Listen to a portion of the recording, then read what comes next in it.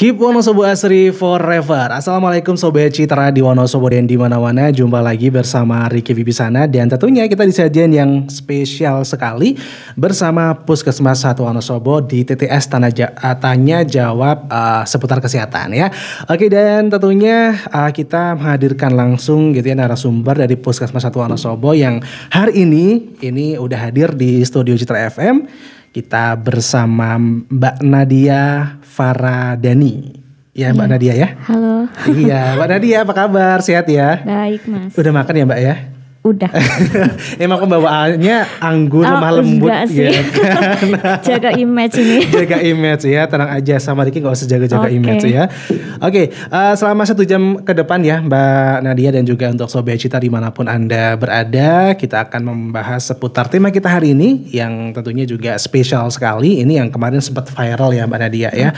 Ini tentang sirup paracetamol penyebab gagal ginjal gitu ya. Tapi sebelum kita ke pembahasan hari ini, kita sapa dulu nih untuk Sobat Cita dimanapun berada gitu ya, yang sedang bergabung via Instagram atau mungkin juga via YouTube gitu ya di Citra FM Wonosobo, dan tentunya tidak lupa di Instagram Puskesmas Wonosobo ya di puskesmas.wsb1 gitu ya.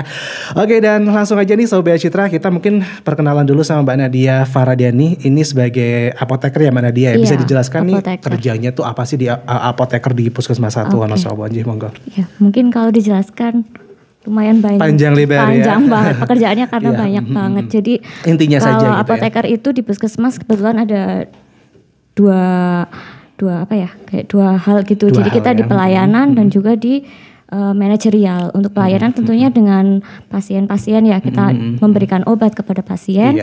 Terus kalau untuk di manajerial kita ada di gudang farmasi ya, gudang farmasi di Puskesmas. Jadi kita memanage tentang distribusi obat, penerimaan, penyimpanan obat seperti itu. Yang jadi pertanyaan Mbak Nadia, pusing gak sih Mbak tiap hari lihat obat segitu banyaknya gitu kan? Jujur ya Kak, jujur pusing. Pusing ya, tapi kalau karena udah terbiasa ya. Jadi ya udah mengalir aja gitu ya. Dan tentunya ini juga pekerjaan yang sangat mulia sekali, karena juga ini harus tiap hari itu melihat ada obat yang bahaya atau enggak gitu. Terus ada itu ya Mbak Nadia, apa namanya, obat yang udah kadaluarsa gitu ya, iya gak sih? Iya, gitu kita harus mengontrol obat-obat yang mendekati kadaluarsa dan yang sudah kadaluarsa. Iya, udah berapa tahun Mbak Nadia di Puskesmas 1 Wonosobo sebagai apoteker? Tentunya udah banyak pengalaman ya. Saya kebetulan baru. Oh baru ya, makanya langsung disuruh ke sini ya. Oke, pokoknya luar biasa banget ya Mbak Nadia. Oke, nah ini tentang tema yang lagi viral Mbak Nadia, tentang sirup paracetamol penyebab gagal ginjal ya. Nah, apakah semua sediaan sirup paracetamol ini sudah ditarik khususnya di Puskesmas 1 Wonosobo? Bisa dijelaskan Mbak Nadia monggo. Oke, mungkin sedikit meluruskan dulu ya terkait dengan gagal ginjal akut yang terjadi pada anak itu sebenarnya bukan dari paracetamolnya, bukan dari zat aktif. Intinya kita menyebutnya kalau untuk obat itu zat aktif. Zat aktif ya. Jadi bukan karena dari paracetamolnya itu, tetapi zat-zat yang pembawanya. Jadi ketika membuat obat itu sama halnya seperti didefinisikan kalau kita membuat roti itu kan ada zat-zat atau ada bahan-bahan lainnya. Obat pun juga demikian. Jadi ketika membuat obat dari industri itu ada zat-zat tambahan, baik itu sirup ataupun yang padat. Untuk sirup ini sendiri kan memang yang lagi hits ya Kak. Tapi sebenarnya itu bukan dari paracetamolnya. Karena kan untuk sampai saat ini pun juga yang ditarik tidak hanya yang sediaan paracetamol ya, untuk sirup-sirup paracetamol, tetapi ada juga yang obat batuk. Oh, jadi ada beberapa obat sirup yang ternyata nggak cuman paracetamol aja yang ditarik gitu ya Mbak Nadia. Sebenarnya bukan paracetamolnya yang berbahaya, tetapi zat pembawanya. Zat pembawa itu kan ada pelarutnya. Kita bisa menyebut kalau kita membuat sirup itu kan karena cair jadi ada pelarutnya. Contoh, mungkin saya ngomongnya ke bahasa kimianya juga ya, nggak apa-apa ya Kak ya. Jadi walaupun ada nggak mudah tetap nanti tahu ya, gitu ya. biar menambah wawasan aja ya. Jadi untuk zatnya itu ada dari propylen glikol dan juga misal gliserin. Jadi zat itu sebenarnya yang berbahaya itu dari cemarannya. Dari zat propylen glikol itu jika ternyata ada menghasilkan cemaran berupa etilen glikol dan dietilen glikol. Nah, itu yang berbahaya. Jadi yang digunakan itu kan yang lagi mungkin sering dengar juga etilen glikol dan dietilen glikol. Tapi itu sebenarnya bukan zat yang digunakan untuk zat tambahannya, tetapi dari propilen glikol dan gliserin itu bisa menghasilkan cemaran berupa etilen glikol dan dietilen glikol. Jadi ketika disatukan itu jadi malah berbahaya ya Mbak Nadia ya? Sebenarnya memang menghasilkan kontaminan itu, kontaminan atau cemaran. Tetapi kan ada batas yang diizinkan. Tetapi ketika untuk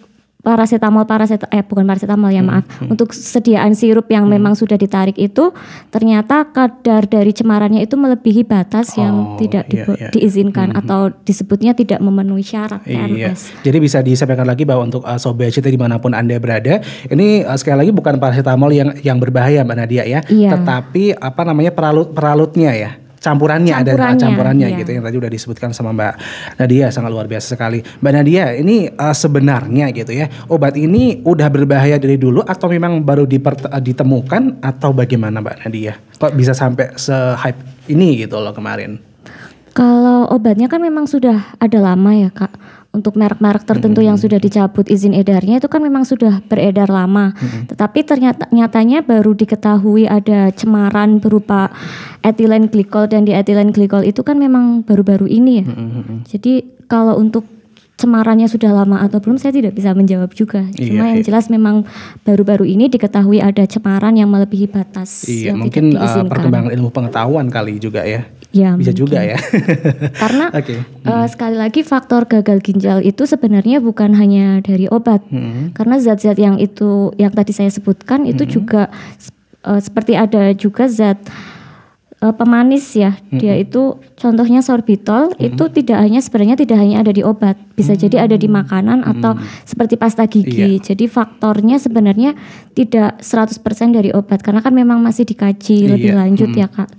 Jadi nggak cuma paracetamol aja yang bisa menyebabkan itu ya. Obat gitu maksudnya, tapi ada juga obat yang lain misalnya pereda nyeri itu juga katanya bisa kalau misalnya berlebihan itu juga bisa mempengaruhi ginjal gitu ya Mbak ya. Iya, tapi kalau paracetamol larinya lebih ke efek ya? heparnya hati.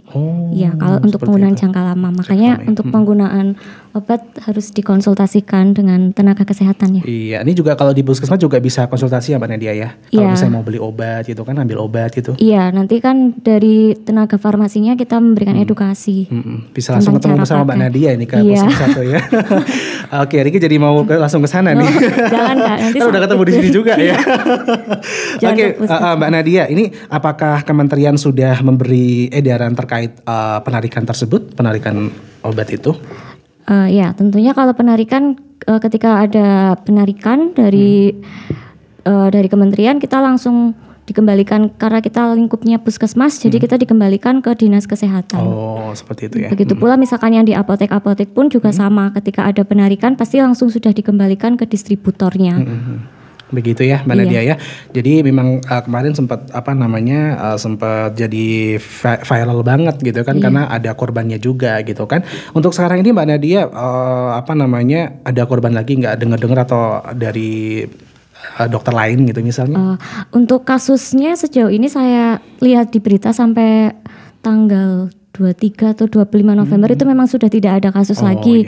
Mungkin karena sudah ada himbauan tentang penarikan obat ini dan juga sudah ada tata laksananya kan dari Oke, Mbak Nadia, sebelum kita ke jeda iklan dulu nih, ada yang mau disampaikan lagi nggak sama Mbak Nadia berhubungan tentang ini? Mungkin meluruskan tadi lagi ya tentang obat-obat sirup yang sekarang beredar yang berbahaya itu bukan paracetamolnya. Jadi ketika misalkan di apotek atau di rumah sakit dan di puskesmas dikasih paracetamol, itu memang yang sudah dinyatakan aman karena kan sekarang sudah rilis dari BPOM tentang obat-obatan yang aman digunakan dan yang tidak digunakan. Iya gitu ya Mbak Nadia. Jadi walaupun nanti misalnya memang aman gitu ya untuk paracetamol ya Mbak Nadia. Tapi kalau misalnya dikonsumsi secara berlebihan, ini bagaimana? Habis ini kita bahas ya Mbak Nadia. Jadi jangan kemana-mana, untuk Sobat Cita tetap stay tune di 98.8 Citra FM Wonosobo banget barengan Riki dan juga Mbak Nadia.